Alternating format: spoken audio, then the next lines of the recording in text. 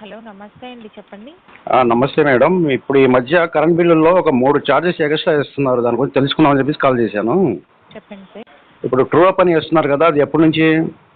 1 year నుంచి పడుతుంది sir. ఇది 13th మంత్. 13 మంత్. అది ఏ సంవత్సరానికి సంబంధించింది? 2014 నుంచి 19 మధ్యలో యూజ్ చేసుకున్న పవర్ కన్జంప్షన్ సార్.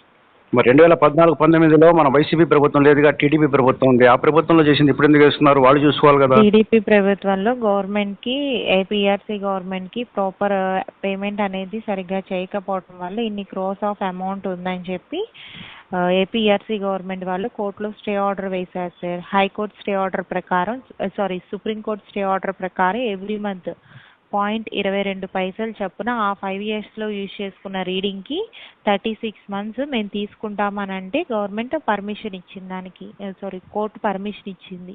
సరే, ఇప్పుడు 2014 నుంచి 19 వరకు ఎవరు కట్టలేదు? కస్టమర్స్ కట్టలేదా, లేదా అప్పుడున్న ప్రభుత్వం కట్టలేదా? అవన్నీ క్లియర్గా మాకు తెలియదు సార్. వచ్చిన ఒక్క నిమిషం, మీరేమన్నారంటే అప్పుడు మనకు కొంచెం అమౌంట్ సరిగా కట్టలేదు కాబట్టి కోర్టుకి ఎక్కారు, కోర్టు వాళ్ళు పర్మిషన్ ఇచ్చారన్నారు. అది ప్రభుత్వం కట్టలేకపోతే మీరు ప్రజల మీద ఎలా ఇస్తారు భారం? పాయింటా కాదా? సార్ అది గవర్నమెంట్ కట్టలేదా ప్రజలు కట్టలేదా అనేది మాకు అంత ఇప్పుడు ఎవ్రీ మంత్ మనకు బిల్ రాకపోతే కరెంట్ ఉంచారు కదండి, మీరు వచ్చి పీక్కుని వెళ్తారు కదా. మరి అలా కడుతున్నప్పుడు సరే మళ్ళీ ఎక్స్ట్రా ఫిట్టింగ్ వేస్తూ, అంటే ప్రభుత్వాలు నాయకులు చేసే తప్పులు కూడా సామాన్య ప్రజల మీద వేసేసి మళ్ళీ ఛార్జీ రూపంలో లాక్కుంటారా? అది న్యాయమా? ప్రతి నెల మీకు బిల్స్ కడుతున్నాం కదా ఒకటి. ఇంకో రెండోది చూడండి, అయినా సరే 2014-19 అయితే కట్టకపోతే ఆ ప్రభుత్వానికి లాక్కొచ్చేసి వాళ్ళు జైల్లో జరిమానా ఏదో వేయాలి, కానీ ప్రజల మీద భారం వేసేసి వాళ్ళకి శిక్షలేసేట. ఇంకోటి రెండోది చూడండి, ఇంకోటి పెట్టారు, ఇది ఎఫ్పిపిసిఏ చార్జెస్ అని చెప్పేసి, ఇది 7వ నెల 2021 అనంట. సార్ ఎఫ్పిపిసిఏ చార్జెస్ అనేది 2021-2023 సంవత్సరం కోల్ని ఈ బొగ్గు ఇంధనాన్ని కొనుగోలు చేశారంటండి. దానికి ఇంత పర్సెంటేజ్ చెప్పిన 2021 అయితే 60 పైసలు చొప్పున యూనిట్కి తీసుకుంటున్నారు ఆ ఇయర్లో రీడింగ్ని బట్టి. అండ్ 2023 అయితే ఈ ఇయర్ రీడింగ్ ప్రకారం, ఆ మంత్లో వచ్చిన రీడింగ్ ప్రకారం 40 పైసలు చొప్పున అమౌంట్ తీసుకుంటున్నారు. అది స్టేట్ గవర్నమెంట్, అది సెంట్రల్ గవర్నమెంట్ తీసుకుంటున్నది? ఏపీఆర్సీ గవర్నమెంట్ వాళ్ళు డిక్లేర్ చేసింది సార్ ఇది కూడా. మరి ఇది ఒకప్పుడు వచ్చి కావు కదా మేడం, ఈ 3 బిల్స్ ఇప్పుడు ఎందుకు వస్తున్నాయి? ఒకప్పుడు కూడా కొనేవాళ్ళు కదా బొగ్గు. కొనేవాళ్ళు సార్. ఇప్పుడు గవర్నమెంట్ అనేది ఎట్ ఏ టైం కొన్ని క్రోస్ ఆఫ్ అమౌంట్ని పే చేయాల్సి వస్తుంది కదా సార్. అలాగే అదేదో కన్జ్యూమర్స్ దగ్గర నుంచే వచ్చే ప్రతి సర్వీస్ నెంబర్ మీద ఇంత పర్సెంటేజ్ చొప్పున డైరెక్ట్ వెళ్ళేటట్టు పెట్టారు ఆప్షన్ అనేది. మరి అలాంటప్పుడు పైన మనకు ఫిక్స్డ్ ఛార్జెస్ అని, కస్టమర్ ఛార్జెస్ అని, ఎలక్ట్రిసిటీ డ్యూటీ అని చెప్పి చేస్తున్నారు కదా, అవి మాదైనా క్యాన్సిల్ చేసుకోవచ్చు కదా. అలాంటప్పుడు మా దగ్గర అన్ని రకాల ట్యాక్స్లు వసూలు చేస్తూ మళ్ళీ బొగ్గు కొన్నందుకు అని ఎక్స్ట్రా పైసలు వేసి గత ప్రభుత్వంలో ఉన్న బకాయిలు మొత్తం ప్రజల దగ్గర వసూలు చేయడం అంతవరకు సమంజసం? అది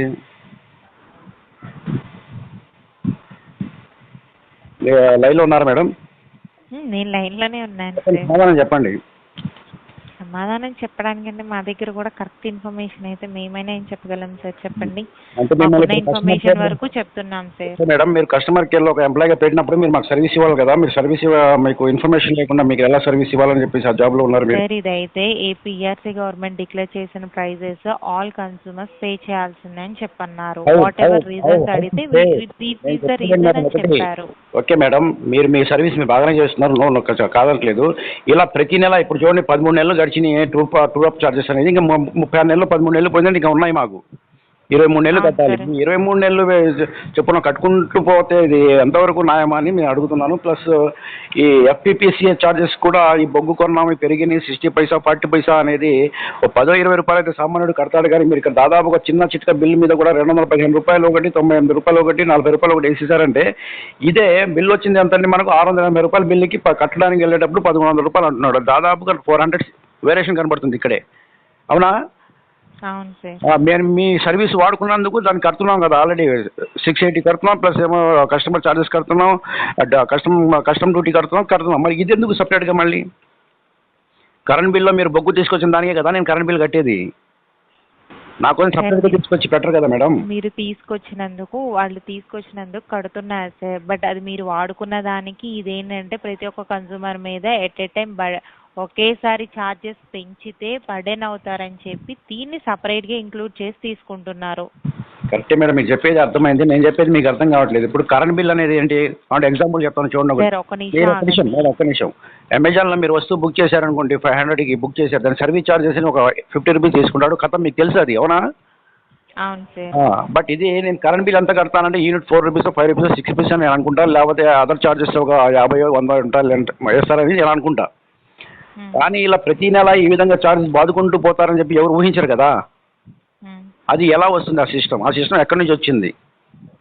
సార్ యాక్చువల్గా మాకు తెలిసినంత ఇన్ఫర్మేషన్ ఏంటంటే అట్ ఏ టైం ఒకేసారి రీడింగ్ రేట్లు అంటే పెంచితే ఇది బర్డెన్ అయిపోతుందని చెప్పి సపరేట్ ఛార్జెస్ అని చెప్పి బిల్లులు కాకుండా సపరేట్ ఛార్జెస్ కింద తీసుకుంటున్నారు. చార్జెస్ మీరు ఎలా వెళ్తారు?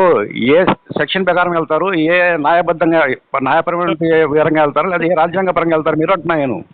ఇది మీరు నేను డిక్లేర్ చేసిన ఫార్మేట్ కాదు సార్. ఏపీ ఎలక్ట్రికల్ ప్రజలకు చెప్పాలి కదా మేడం, ప్రజలకు చెప్పాల్సిన బాధ్యత ఉంది కదా, మీకు కావచ్చు లేకపోతే ఆ నాయకులు కావచ్చు. అందుకే కదా సార్ చెప్తుంది మీతో. ఇప్పుడు మీకు మాకున్న ఇన్ఫర్మేషన్ వరకు చెప్తున్నాము. ఒక పేపర్ యాడ్ కానీ ఒక టీవీలో యాడ్ లాంటివి చూపిస్తే బాగుంటుంది కానీ.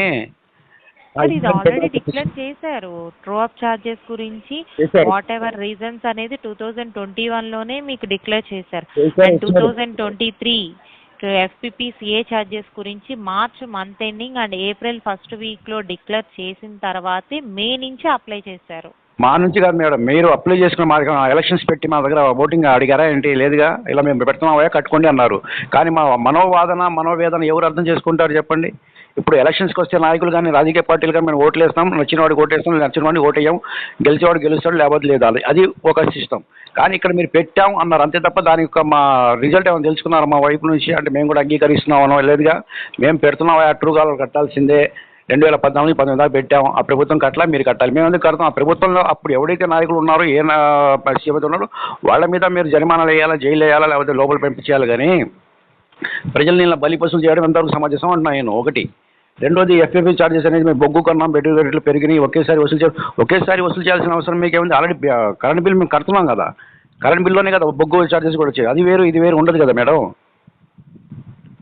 అర్థమవుతుందని చెప్పేది. ఇప్పుడు లేకపోతే ఈ FPP చార్జెస్ అని ఏమైనా చేస్తున్నారో అవి కట్టించుకోండి, పైన ఉన్న కరెంట్ బిల్లు మీరు ఆపేయాలి, అప్పుడు రీడింగ్ ఆపేయాలి. మీరు అప్పుడు ఏం చేయాలంటే మినిమం ఒక 400 300 మాకు వేసి పంపిస్తుంటే సరదాగా కట్టేస్తాం.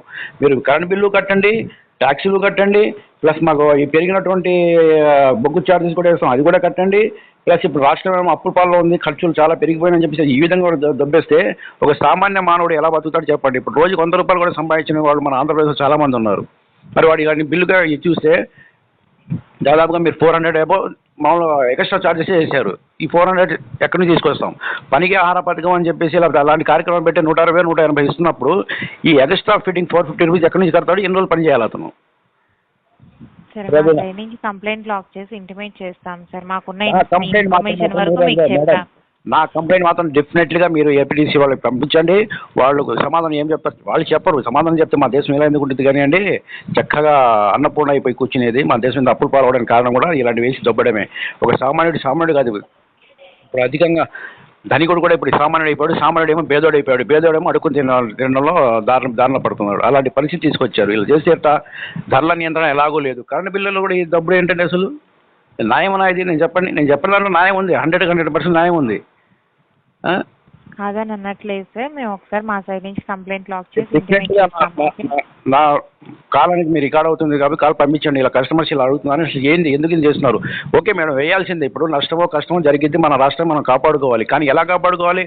తక్కువని 300 400 ఒకేసారి వేసేస్తే, లేకపోతే 2014-19 వరకు చేస్తే అది చాలా అన్యాయమైనటువంటి చర్య అది. అప్పుడున్న ముఖ్యమంత్రి మీద అతను అడగండి, లేకపోతే అప్పుడున్న ఎలక్ట్రికల్ మినిస్టర్ పిలుచుకుని చెప్పండి, ఏమన్నా నువ్వు కట్టలేదు, బకాయి పడ్డావంట, మరి నా కస్టమర్స్ మీద ఎందుకు వేయాలి, నా ప్రజల మీద ఎందుకు అని చెప్పేసి ఇప్పుడున్న నాయకులు చెప్పాలి.